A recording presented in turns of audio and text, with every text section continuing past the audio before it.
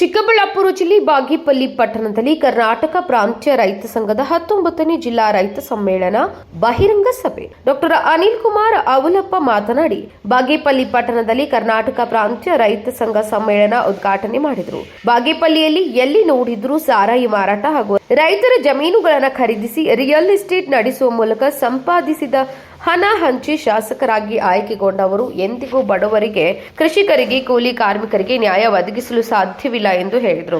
KPRS taluk ಅಧ್ಯಕ್ಷ ಶ್ರೀನಿವಾಸ್ನವರು ಮಾತನಾಡಿ, ಶಾಶ್ವತ ನೀರಾವರಿ ಯೋಜನೆ ಅನುಷ್ಠಾನಗೊಳಿಸಿ ಕುಡಿಯಲು ಶುದ್ಧ ನೀರು ಕೊಡಿ ಎಂದು ಬಯಲು ಸೀಮೆಗೆ ಜಿಲ್ಲೆಯ ಜನತೆ ಸರ್ಕಾರಕ್ಕೆ ಮನವಿ ಮಾಡಿದರೆ, ಕ್ಷೇತ್ರದ ಶಾಸಕರು, ಜಿಲ್ಲೆಯ ಸಚಿವರು ಬೆಂಗಳೂರಿನ ಚರಂಡಿಗಳಲ್ಲಿ ಹರಿಯುವ ಕಲುಷಿತ ಕೊಚ್ಚಿ ನೀರನ್ನ ಈ ಭಾಗದ ಕೆರೆಗಳಿಗೆ ಹರಿಸಿ ಜನರ ಆರೋಗ್ಯದೊಂದಿಗೆ ಚೆಲ್ಲಾಟವಾಡುತ್ತಾರೆ ಎಂದು ಹೇಳಿದರು. ಈ ಕಾರ್ಯಕ್ರಮದಲ್ಲಿ ಯು ಬಸವರಾಜು, ಚನ್ನರಾಯಪ್ಪ, ಸೂರ್ಯನಾರಾಯಣ, ಎಂಪಿ ಮುನಿವೆಂಕಟಪ್ಪ ಮತ್ತು ರಮನ್ ಉಪಸ್ಥಿತರಿದ್ದರು. Narendra C, empower news, Bagepalli.